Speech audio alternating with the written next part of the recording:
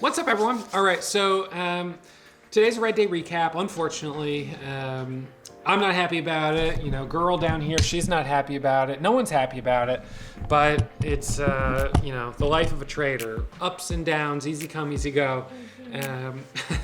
Yeah, and you know, it's been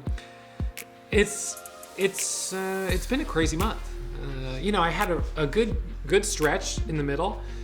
And I had a great February. So, I tallied up about $44,000 in profit during the first month of the market crash and the coronavirus really hitting the market. But the way that was from February going into March. And where I'm sitting right now, March started rough and then was really good in the middle, except for some over trading. I didn't pay a big price on the over trading. It didn't really cost me a lot. I had a couple days I gave back profit, but other than that, none of those days were big red. And then yesterday I had a red trade on BLPH in the first minute of the day, just bought for the breakout, lost $1 a share, $1.50 a share. So today I was like, my first goal is to not hit my max loss in one trade. Which I didn't have happen, which is good.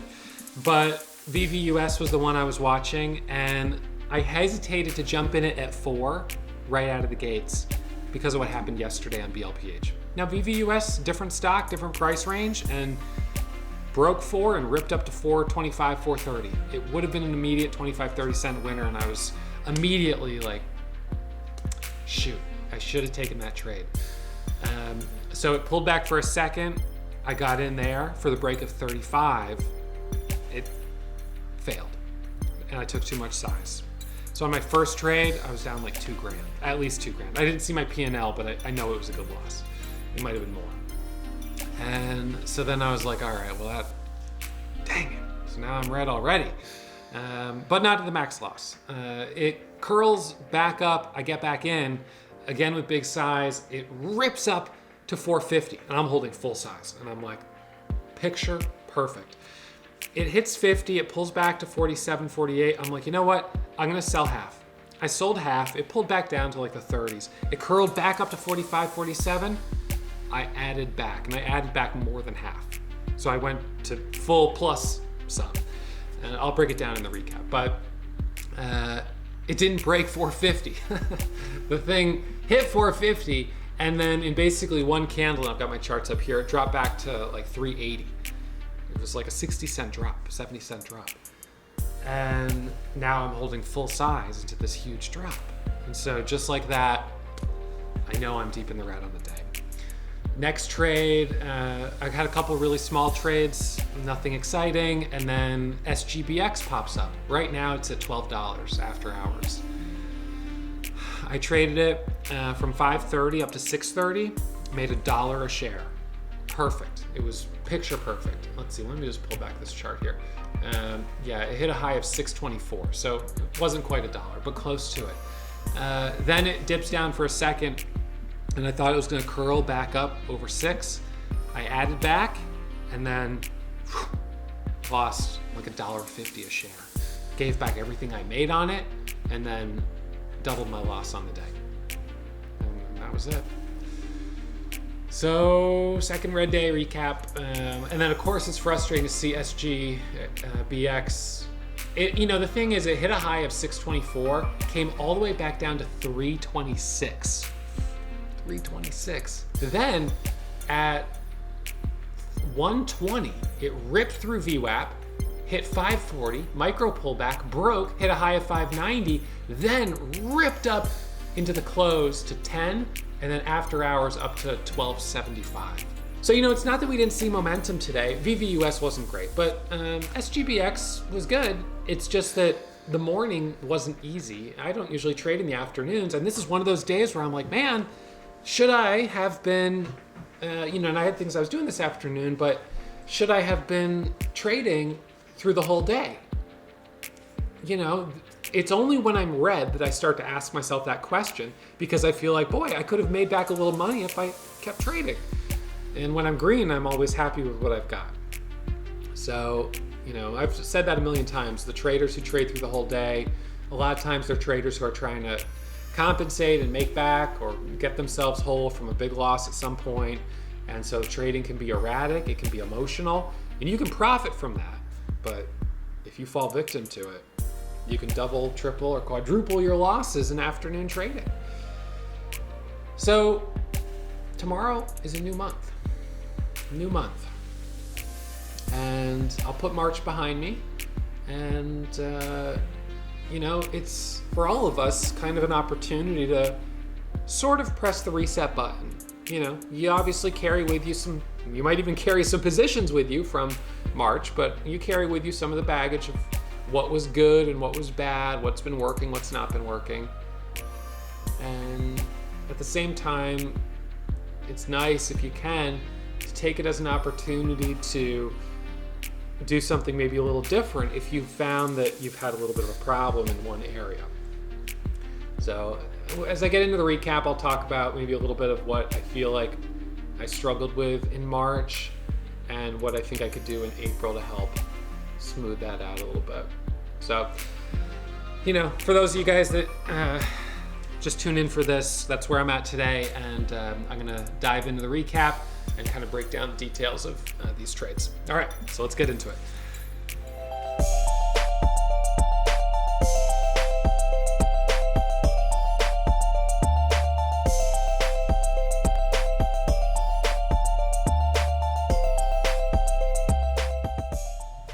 All right, everyone, so we're gonna get into this recap here.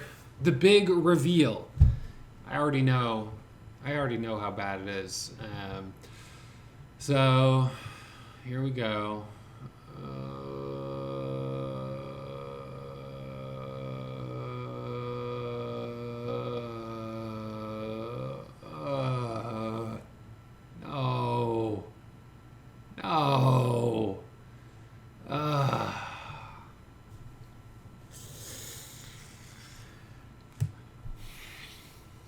Yeah, well. All right, so this is where I'm at.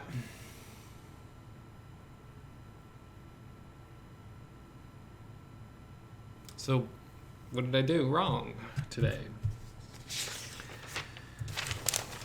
I'm going to chronicle where things went off the rails. I hope this helps some of you.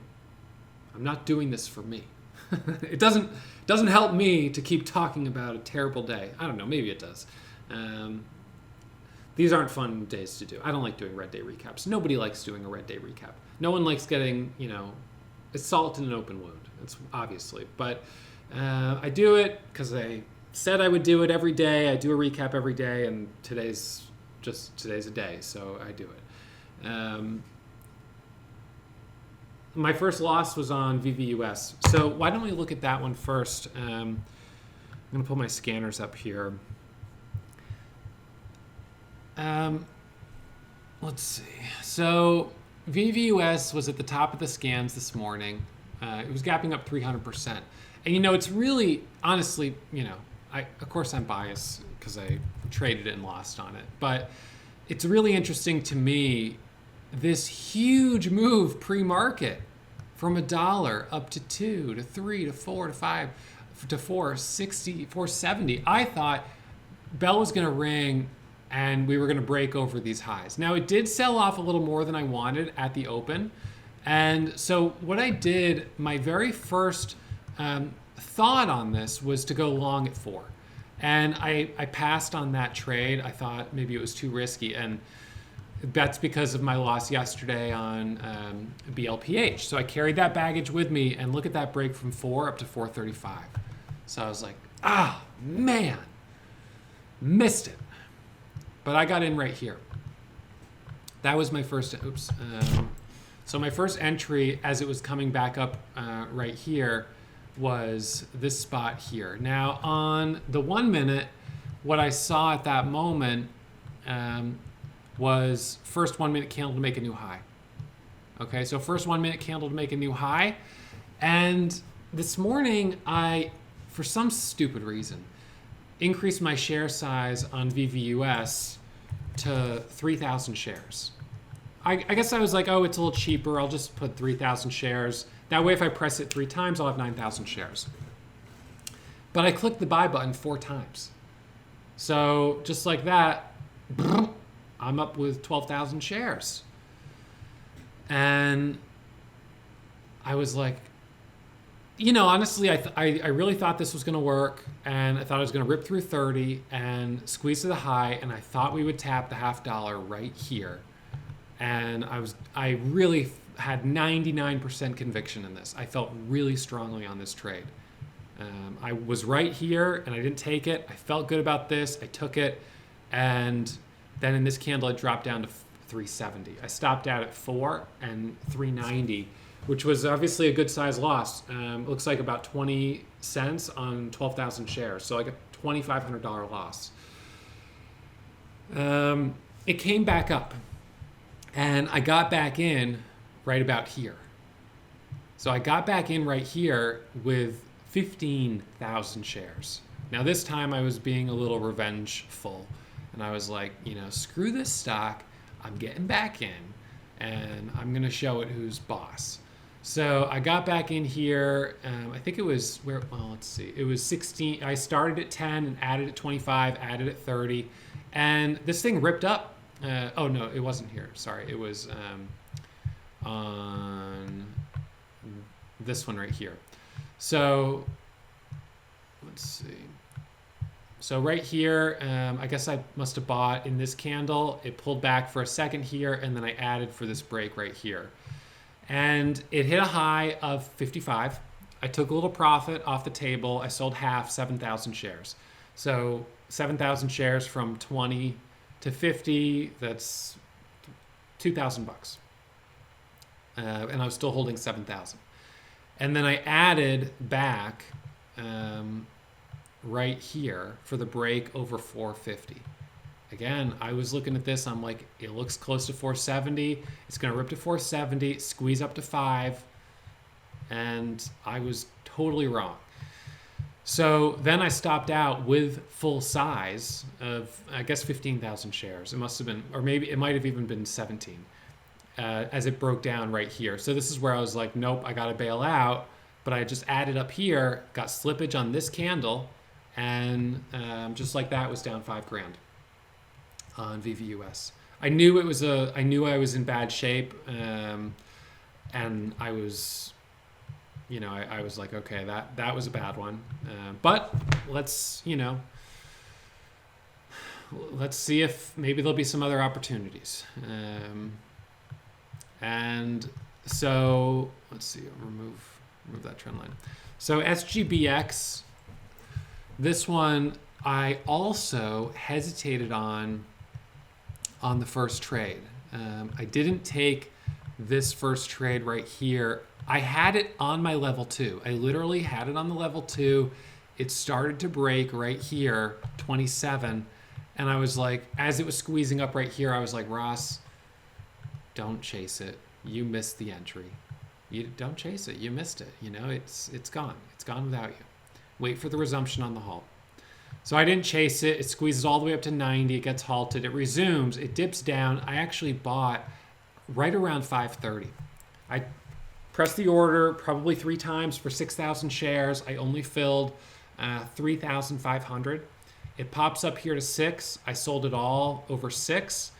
It pulls back right here, and then I added back right in here. It dipped down, as you can see, to a low of 560. That came back up, and I added at 6, looking for the break over the high.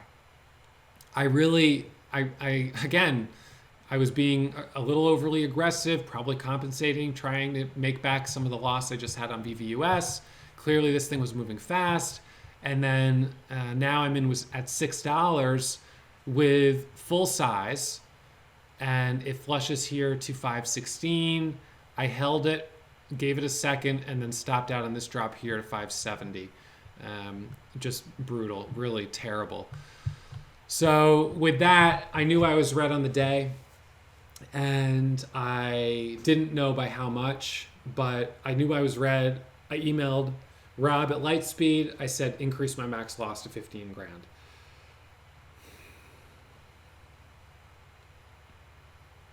So I don't have a pair of scissors nearby. I don't know. I know I'm due for a haircut on that rule break. I'll do a haircut when I get back to the house. So you guys, you'll see tomorrow.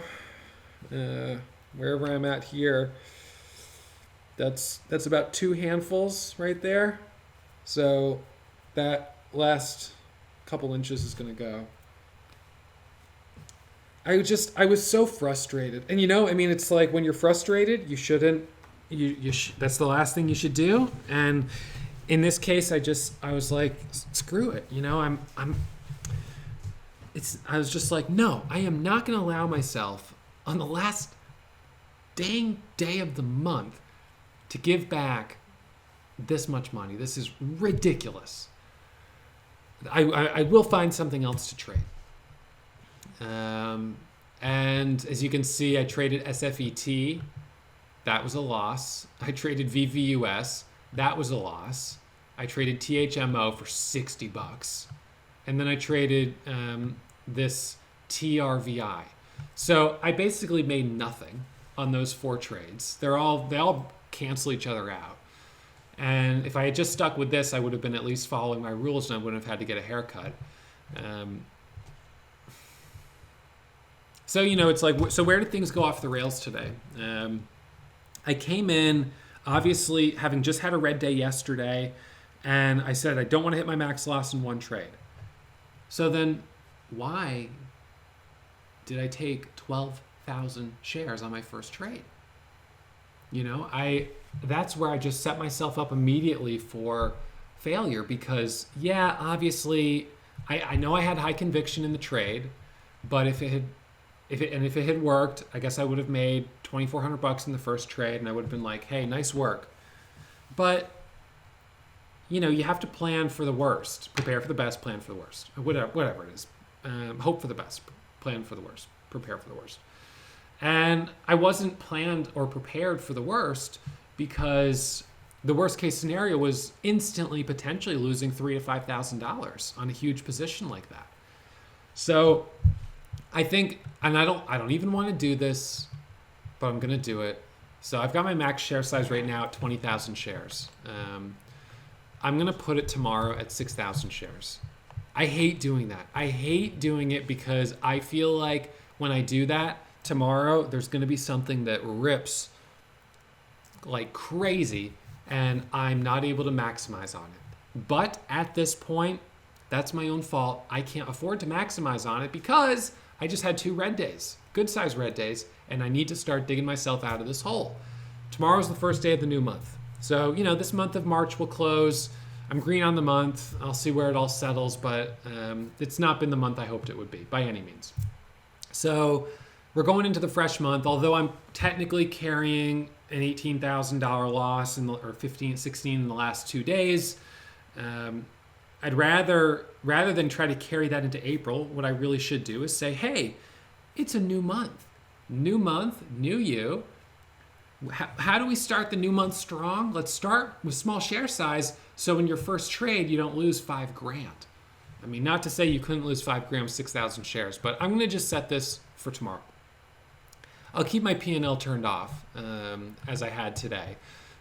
So I have to remember to save this layout. But so that was my first mistake. I took too much size, and I knew it immediately. And the thing is, the way I trade, by clicking the buy button, it's become kind of habitual that I'll press it multiple times. And you could say, well, Russ, why don't you just press the full size?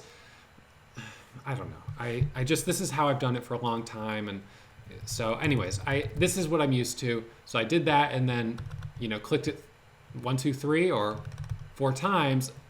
It was ripping on the level 2. It looked good. And I just had my eyes set on profit and potential and not on risk. So this was my own mistake. And it kind of screwed me for the rest of the day because then I was in too deep, took a big loss, tried to rebound on the next trades. Instead of maybe taking my profit and then stopping at break even, I was aggressive and added back. honestly, on VVUS, I'm not sure that I really super regret any of my trades. If I saw those same setups tomorrow, how would I trade them? That's a good question, sometimes ask yourself. And realistically, I would still want to take that break of 4. I probably still would have bought the first 1 minute candle to make a new high down at 420. I probably still would have gotten back in here for the break over 430. And I might have still added there at 450. But with smaller share size, I wouldn't have felt as emotional when it started to not work. That's the difference. With 12,000 shares, all of a sudden I'm like, oh God. Because I know I can't just hit the bid and bail out at 12,000 shares. At the least, if I hit the bid with a market order for 12,000, I'll get 2 or 3 cents of slippage on the stock like this. 55 million shares. I might get a couple cents of slippage. So you've got to be sure when you're getting out, because it will be a loss. And when it suddenly drops down 10 cents, you're like, ooh, I don't really want to hit the bid because it's going to be another 5 cents of slippage, maybe. Let me give it a second to pop out up. Now it's down 20. Uh-oh. Selling's increasing. Well, I don't really want to sell on the bottom of this dip. Let me see if it pops back up. So none of that happens when you have smaller share size. And this is, of course, part of the, part of the deal with trading, that you and I, generally speaking, most people, try to increase share size and increase the daily goals. And you think generally that if you've got, whatever, that this is the curve right here from trading with, you can't see, this is worthless, you can't see a thing. So that the curve is linear. It just is straight up from 100 shares to 200 to 400 to 800 to 16 to 32 to 64 to 13. It just, your profits are linear. And what really happens is that the profits are linear up until a certain point.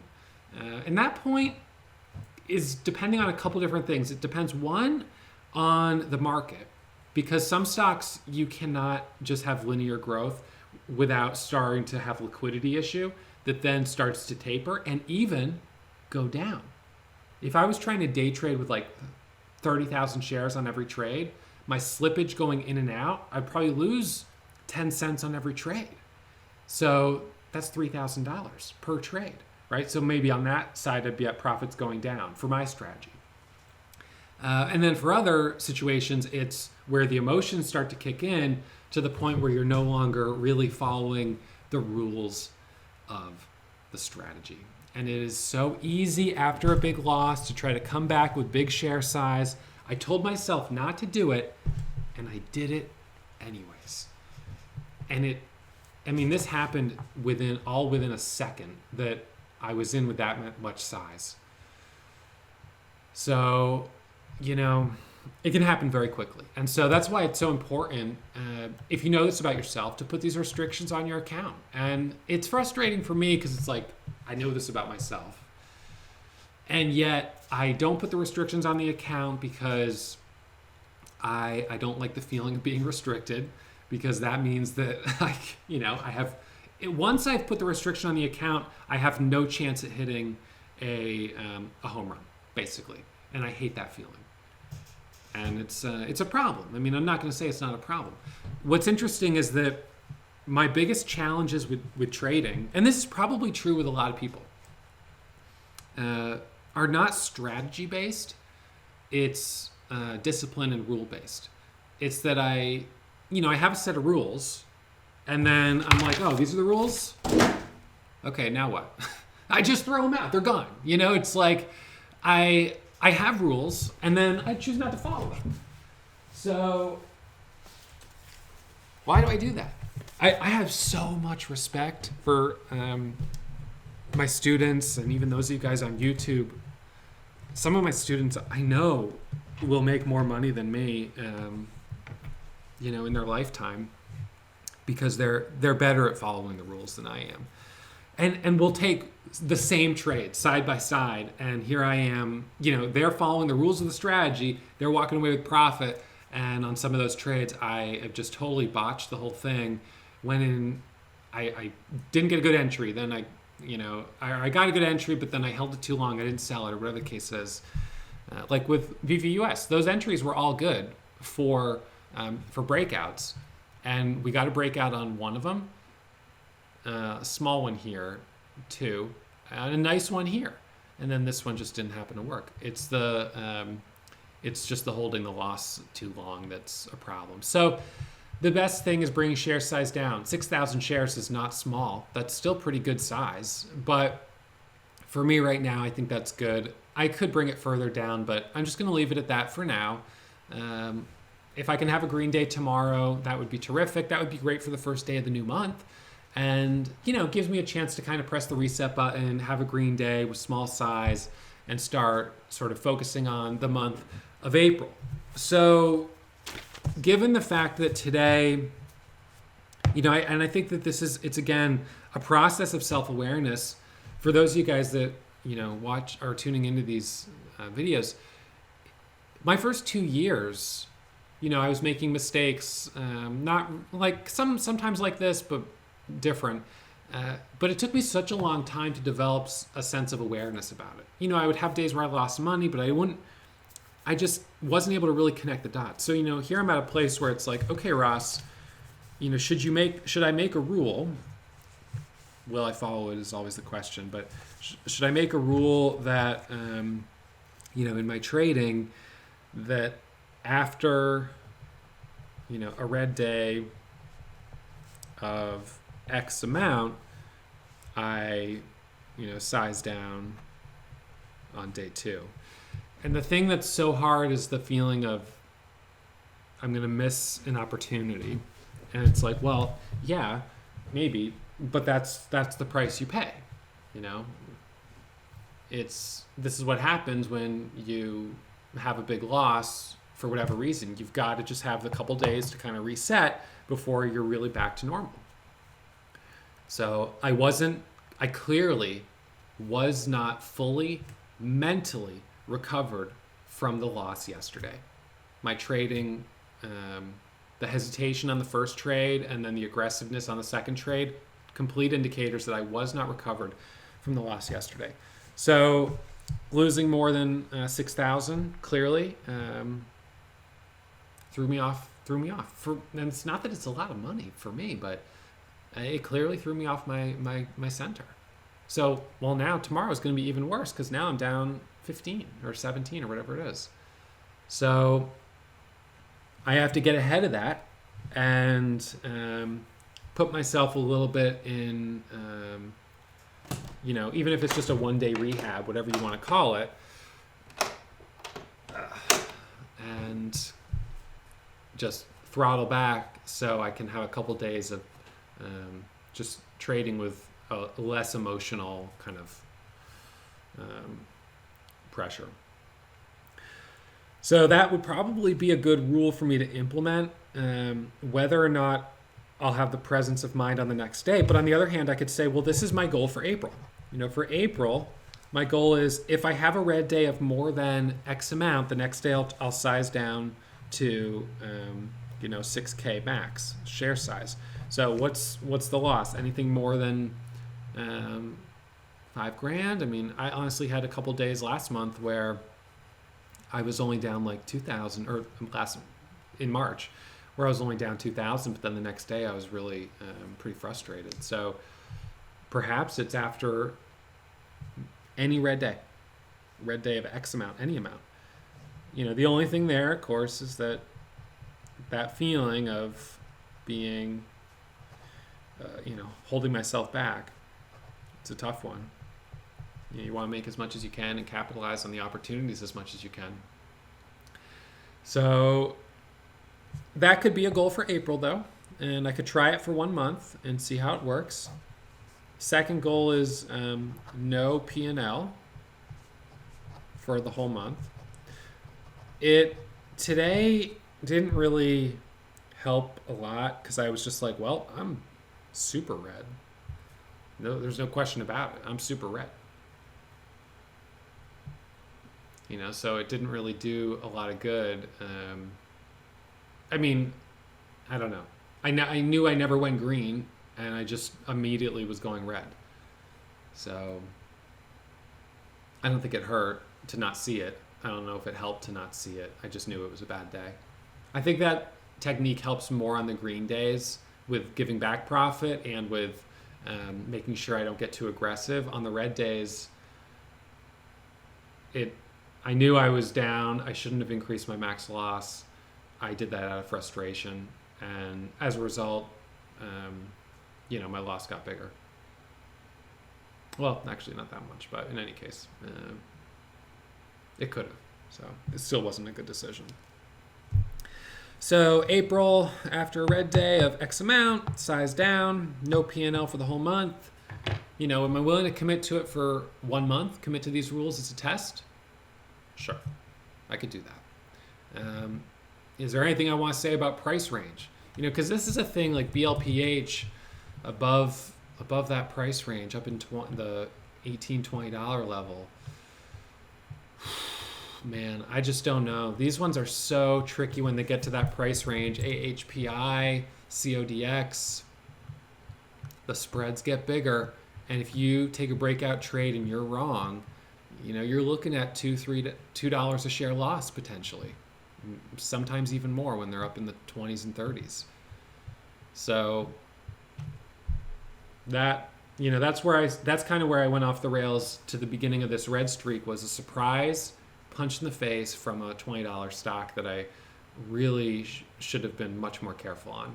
So, if I just said, well, I'm not going to trade over 20, the only problem there, or over 10 or whatever you want to say, the only problem is no doubt I would feel like let's say tomorrow SGBX opens at 18 and is like, man, this thing is seriously looking strong to rip.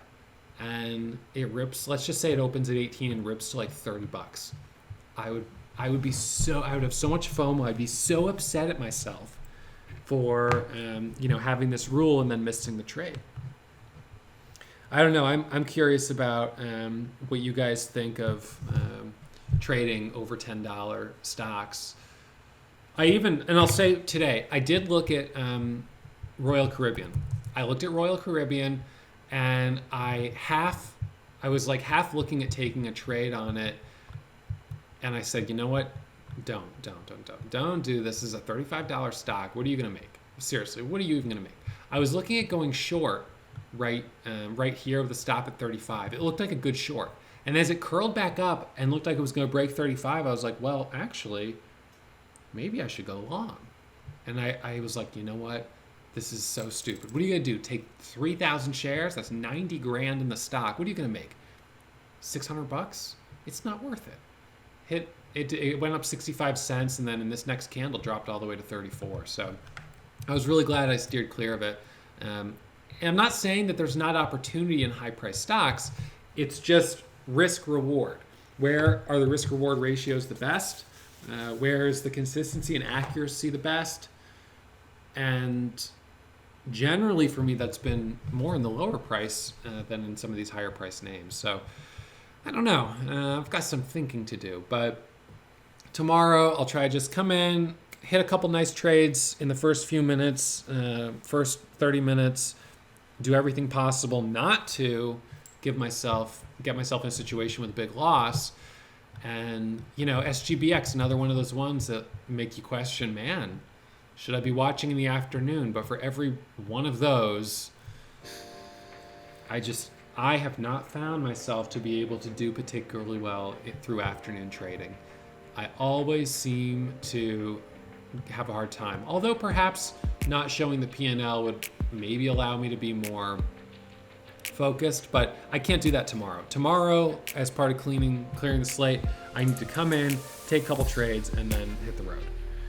All right, so that's about where I'm at here. I'm gonna call it a day. It's 6 o'clock, so I will see you all first thing tomorrow morning. New day, new month, new me, sort of. All right, I'll see you guys then. Hey, did you know that I go live every single morning between 9 and 9:15 to stream my pre-market watch list?